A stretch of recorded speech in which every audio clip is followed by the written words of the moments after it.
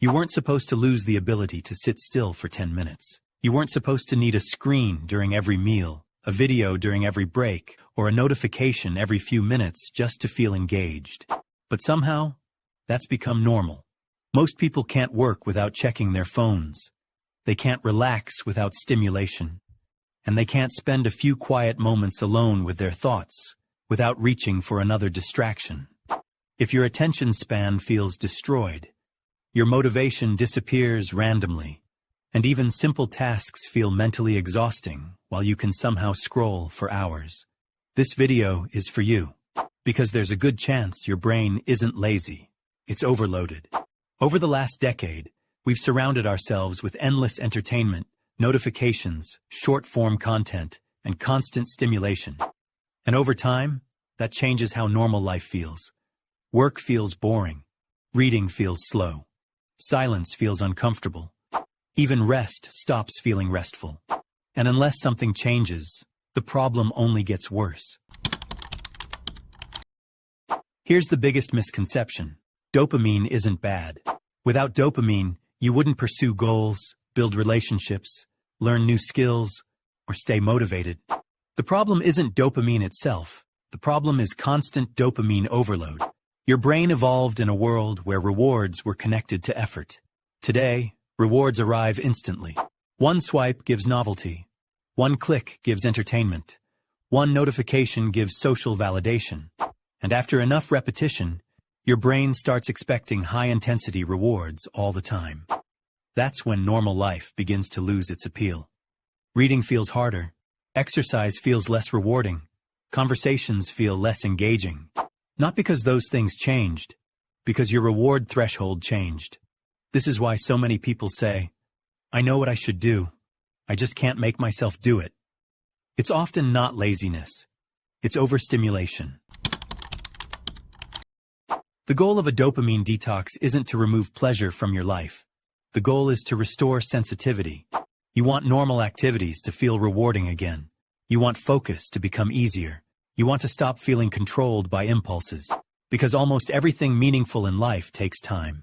Fitness, knowledge, money, relationships, confidence, skills.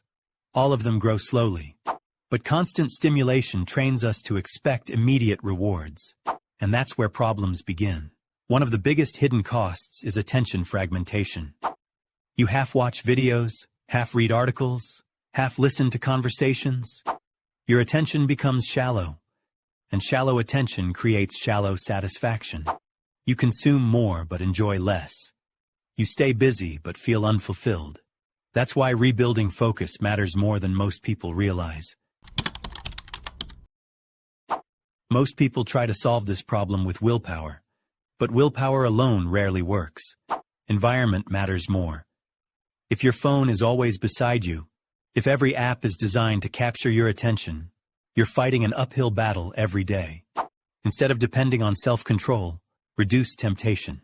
Turn off notifications. Delete unnecessary apps. Remove autoplay. Keep your phone away during work and sleep. During the first week, focus on awareness. Notice how often you unlock your phone without a reason. Notice how often you seek stimulation during moments of boredom. Then start reducing the biggest source of overstimulation. Short-form content. Reels. Shorts. Endless scrolling. And don't fear boredom. Boredom isn't the enemy. It's often where creativity, reflection, and your best ideas begin. At first, things may feel uncomfortable. That's normal. Your brain is adjusting. Many people quit here because they think the detox isn't working. By week 3, many people notice something surprising. Their minds feel quieter. Focus improves. Simple tasks feel easier. Conversations become more enjoyable. Life starts feeling richer again.